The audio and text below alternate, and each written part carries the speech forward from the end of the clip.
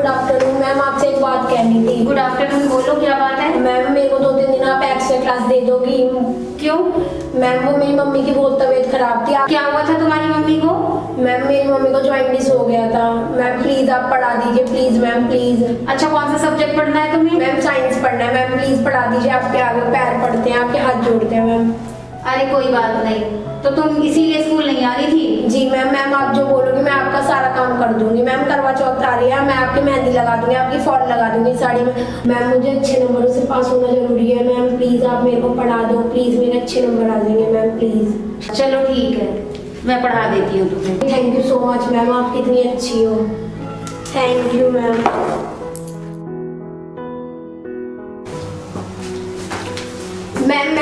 Ma'am good afternoon ma'am. Good afternoon ma'am आपकी वजह से मेरे कितने अच्छे नंबर आए, देखो मेरे रिजल्ट। अरे वाह, very good, very nice. Keep it up. अरे बस बस, खुश रहो, keep it up. Very nice, very nice. आपका एहसान कभी जिंदगी में नहीं भूलूंगी, आपकी वजह से मेरे इतने अच्छे नंबर आए। अगर आप नहीं पढ़ाती तो मेरे इतने अच्छे नंबर कभी नहीं आते। खुश रहो, ऐसी तरक्की करते रहो। Very good, very nice.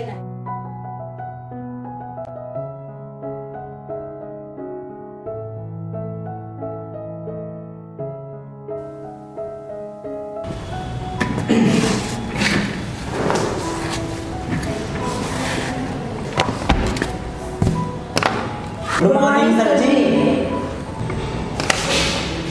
Good morning. और बच्चे कहाँ हैं? बाकी बच्चे सर कैंटीन में हैं। छुट्टी कर दो सर जी, 2 बच्चों में क्या पढ़ाओगे? 2 बच्चे हो या 200 बच्चे हो, मुझे हर हाल में पढ़ाना है। पढ़ाना मेरा धर्म है। और ये चश्मा पहनकर तुम क्लास में आए हो, फैशन शो में आए हो, उतारो इसे। सर जी चश्मा तो आपने ही पहन रखा है। ये मेरा नज़र का चश्मा है, तुम्हारी तरफ फैशन वाला चश्मा नहीं है, उतारो इसे। अच्छा तो बच्चों, आज हम सुनने की खोज करने वाले आर्य भट्ट के बारे में बात करते हैं। आलिया भट्ट के बारे में पढ़ा तो कुछ मजा भी आया सर जी।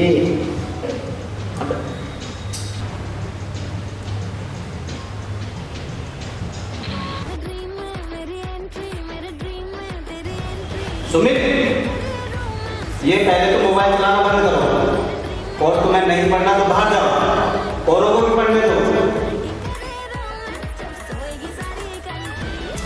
नहीं मानोगे तुम? नहीं मोबाइल बंद करोगे? चलो क्लास से बाहर जाओ। नहीं जा रहा, बताओ क्या कर लोगे? फीस देते हैं, फ्री में नहीं पढ़ते, समझे? फीस पढ़ने की देते हो, बदतमीजी की नहीं। यहाँ पढ़ने आते हो या मोबाइल खेलने आते हो? और ऐसे नहीं मानोगे तुम। हर टीचर से यही शिकायत सुनने को मिलती है, तुम बहुत बदतमीजी करते हो। चलो बाहर चलो यहाँ से। आज छोड़ दो सर जी, बात बिगड़ जाएगी। आर्यभट्ट के शून्य और गणित की गिनती नहीं जानता हूँ सर जी, लेकिन वकील का बेटा हूँ, उत्पीड़न की सारी धाराएं जानता हूँ। सोच समझ के हाथ उठाना। तुम्हें ये भी पता नहीं चलेगा कौन सी धारा में फंसोगे और कौन सी जमानत की अर्जी लगाओगे। गणित में नहीं समझा रहा हूँ सर जी, हिंदी में समझा रहा हूँ, समझ तो भला इसी में हाथ छोड़ ही दो। तुम्हारी इतनी हिम्मत, गुरुजी से बदतमीजी करते हो, गुरुजी को आंख दिखाते हो। अभी जाकर तुम्हारी प्रिंसिपल मैडम से जाकर शिकायत करता हूँ कि तुम क्लास में कितनी अनुशासनहीनता करते हो। सर जी जितनी जल्दी जाओगे ना उतनी जल्दी आओगे मेरे पास। चलो भाई चलो, कोई क्लास नहीं होगी। और सर जी कोई क्लास होने भी नहीं दूंगा मैं। गणित के सर हाय हाय, गणित के सर हाय हाय, गणित के सर हाय हाय, गणित के सर हाय हाय, गणित के सर हाय हाय, गणित के सर। आइए कमल जी, आइए। कमल जी क्या कर दिया आपने? बाहर बच्चे कितना शोर मचा रहे हैं, हुआ क्या था? क्यों ना बताइए।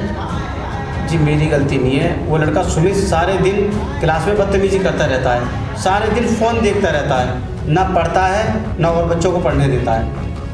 कमल जी आपने सरकार के आदेश नहीं पढ़े।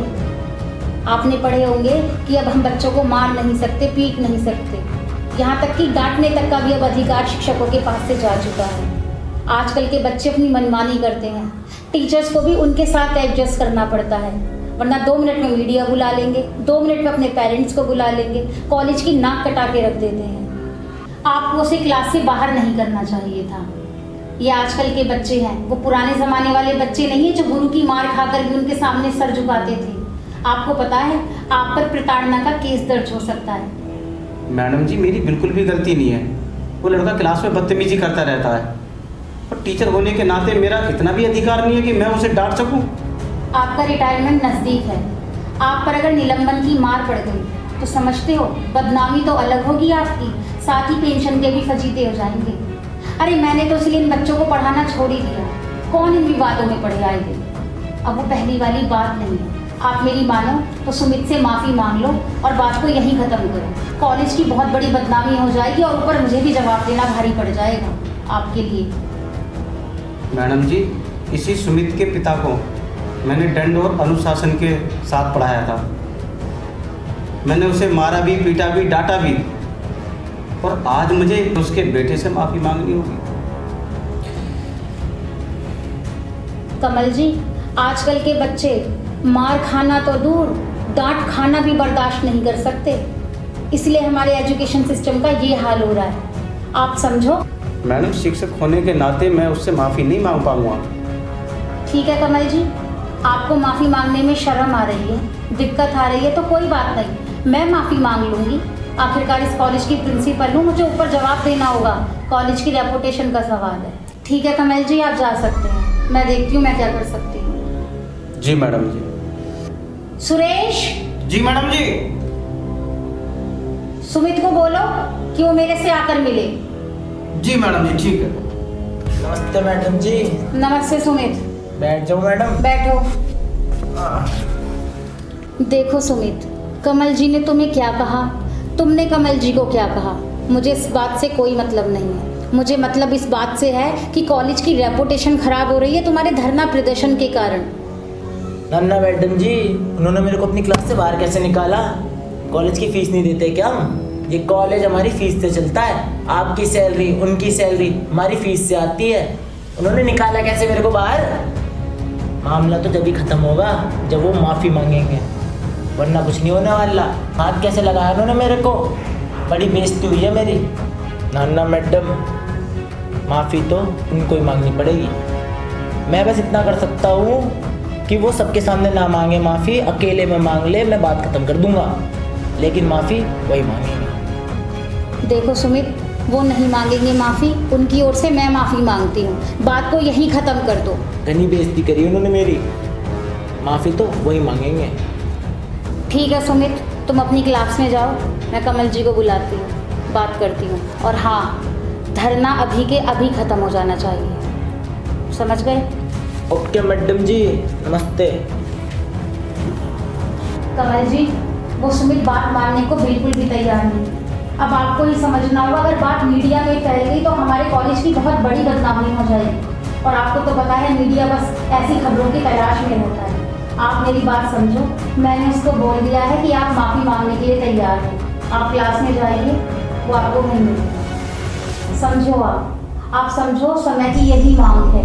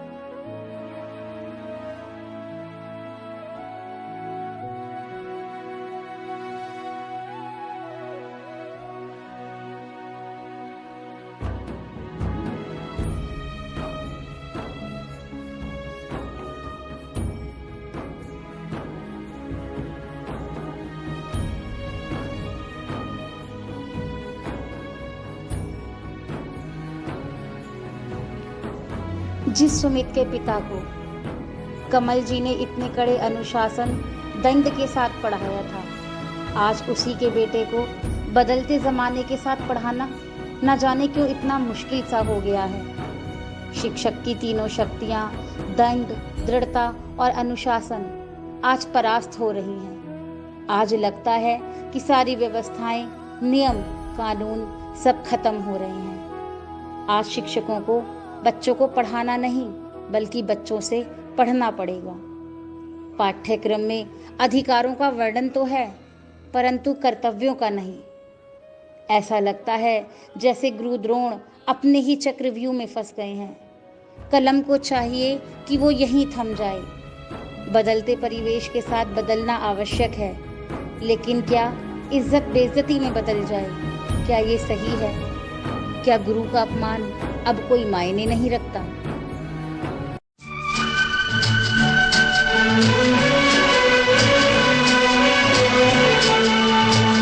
के सफर में गुजर जाते हैं जो मकाम, वो फिर नहीं आते, वो फिर नहीं आते। जिंदगी के सफर में गुजर जाते हैं जो मकाम, वो फिर नहीं आते, वो फिर नहीं आते। सुबह आती है, रात जाती है, सुबह आती है, रात जाती है, यूं ही वक्त चलता ही रहता है, रुकता नहीं। एक पल में ये आगे निकल जाता है, आदमी ठीक से देख पाता नहीं, और पर्दे पे मंजर बदल जाता है। एक बार चले जाते हैं जो दिन रात सुबह शाम, वो फिर नहीं आते, वो फिर नहीं आते।